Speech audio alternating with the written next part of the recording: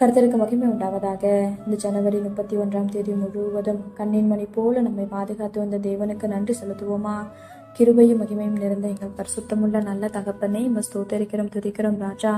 இரவு நேரத்திலும் உம்மை நோக்கி பார்க்கக்கூடிய கிருபை கொடுத்ததற்காக நன்றி தகப்பனே.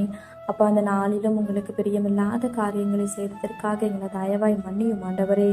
உமக்கு பிரியமான பிள்ளையை வாழ உதவி செய்யுங்கப்பா. இந்த நாளிலும் எங்கள் தேவைகள் எல்லாவற்றையும் சந்தித்து நாங்கள் சோர்ந்து போகாதபடி உடைய வார்த்தை கொண்டு எங்களை பலப்படுத்தியதற்காக நன்றி தகப்பனே. ஆண்டவரே, இந்த நாளிலும் மற்றவர்களை குற்றப்படுத்தும்படியா பேசுனதற்காக எங்களை தயவா மன்னிச்சிடுங்க இசப்பா.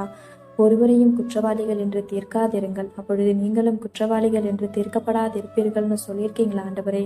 அப்போ உங்க வார்த்தைக்கு கீழ்ப்படிந்து வாழ உதவி செய்யுங்கப்பா. உண்மை போல எல்லாரையும் நேசிக்க நீர் கற்றுத்தாரோம். இந்த இரவு நேரத்தில் ஜெபிக்கிற ஒவ்வொருவரையும் ஆசீர்வதிங்கப்பா. அவர்கள் குடும்பங்களை நீர் பாதுகாத்து வழிநடத்தும். எங்கள் ஆவி, ஆத்துமா, சரீரம் முழுவதையும் உடைய கருத்தில் கொடுக்கிறோம். நீர் பொறுப்படுத்தி நீர் வழிநடத்தும்.